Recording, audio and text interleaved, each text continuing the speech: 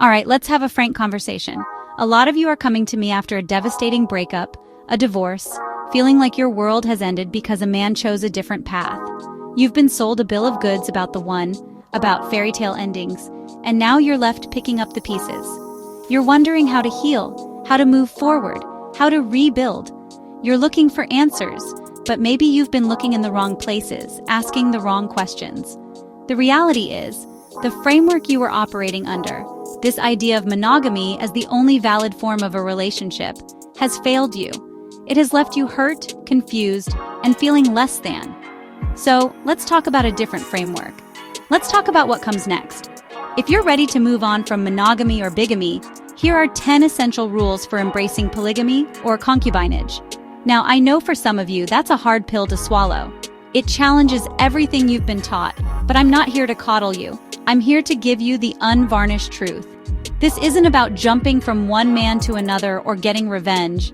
This is about a fundamental shift in your mindset. This is about healing, growth, and building relationships based on freedom and mutual respect, not on outdated notions of ownership and exclusivity that clearly aren't serving you. Before we get into it, I need you to understand something. This path requires a level of self-awareness, discipline, and emotional intelligence that most people simply do not possess. This isn't for the faint of heart. This is for the woman who is tired of playing a losing game and is ready to create her own rules. It's about taking back your power, not by fighting for a man's singular attention, but by building a life so fulfilling that his attention is a compliment, not a necessity.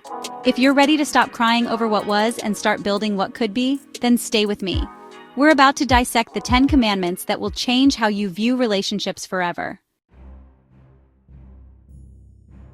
The first and most critical step is a complete and total rejection of the monogamous ideal that has caused you so much pain. You have to understand that this system, this one man, one woman structure, is not the only way. For many, it's not even the best way. You've experienced its failure firsthand. You gave your loyalty, your exclusivity, and where did it get you? Heartbroken. So why would you run back to the very system that burned you? It's illogical. Moving forward means letting go of the entire concept of exclusive one-on-one relationships as the pinnacle of romantic achievement. This isn't just about being open to other ideas. It's about actively deprogramming yourself. You have to interrogate why you believe what you believe. Is it because monogamy is truly superior? Or is it because society, movies, and your mother told you it was? You must embrace non-monogamous structures like polygamy or concubinage, not as a second-best option, but as a viable, logical, and freeing alternative.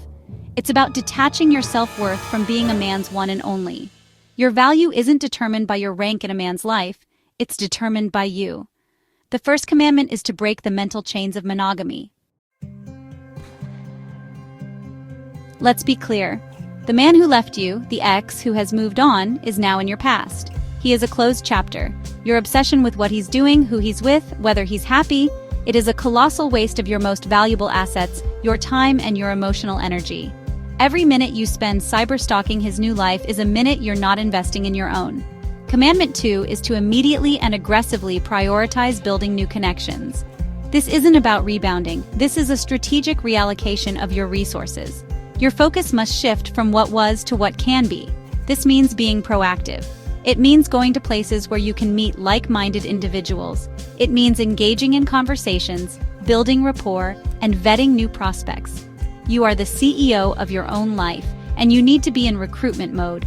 Lingering on an ex who has already made his choice is like a company mourning a departed employee instead of hiring a replacement. It's poor management. Your mission is to build a new network, a new support system, new relationships. The past is a reference point, not a residence.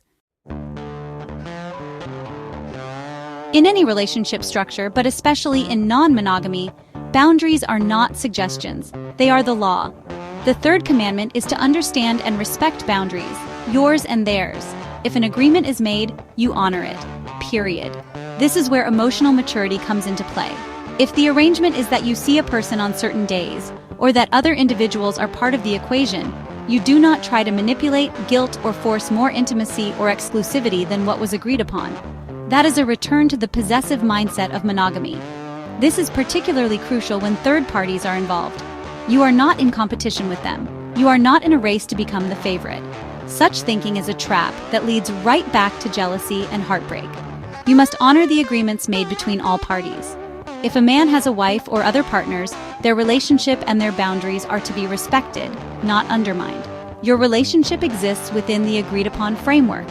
Trying to force closeness or demand more than your share is a violation of trust and shows you're not ready for this lifestyle. It's about mutual consent and clear, honest communication at all times. The phone will ring. The "I miss you" text will arrive. The ex who left you for a monogamous or bigamous path will, at some point, likely test the waters. He'll see you thriving, moving on, and his ego will compel him to reach out. Commandment 4 is an absolute prohibition. Avoid reconciliation. Do not entertain the idea of rekindling a relationship with someone who has already demonstrated that your fundamental values do not align. He chose monogamy. You have chosen a different path.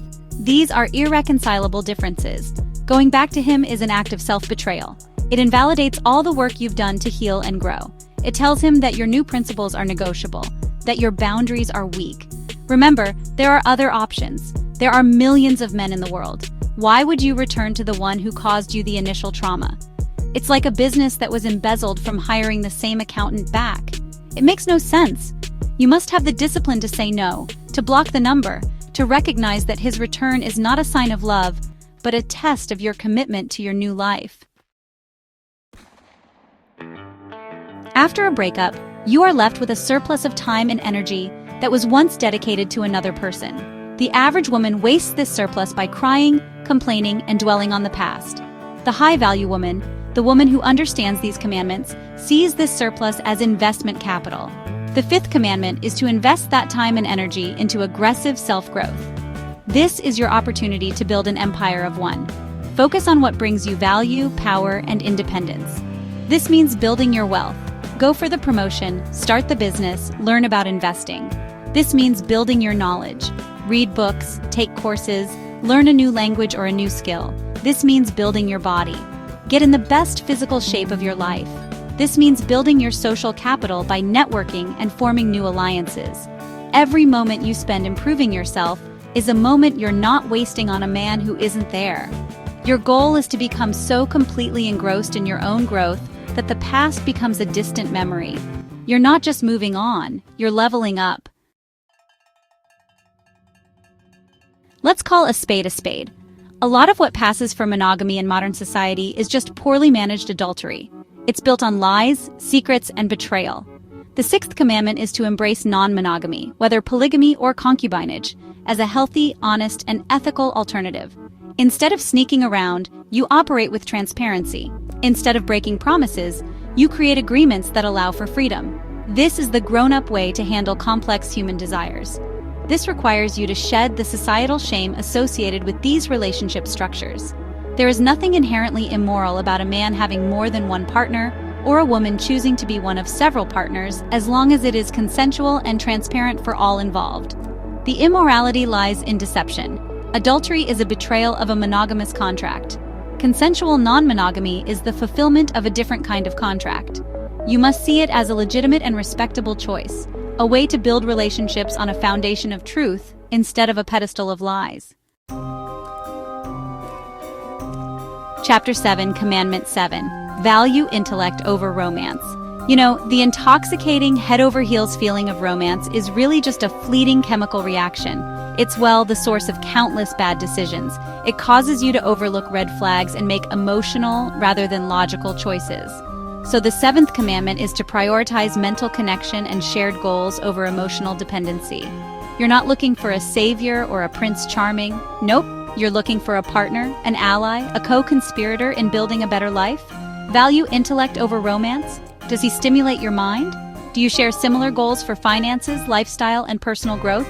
Can you have a conversation with him for hours about something other than your feelings for each other? This is really the bedrock of a lasting connection. Emotional highs, they're temporary and unreliable. A meeting of the minds, a partnership based on mutual respect for each other's intelligence and ambition, is sustainable. So stop chasing the fleeting feeling of being in love and start vetting for intellectual and logistical compatibility. It's less exciting perhaps, but infinitely more stable. In the monogamous model, There's often this pressure to merge identities, to become a we at the expense of me. Honestly, that's a dangerous path, and it can lead straight to dependency. The 8th commandment is to fiercely maintain your independence. Your life, your finances, your goals, and your values, they're your own. A partner, or partners, should complement your life, not consume it.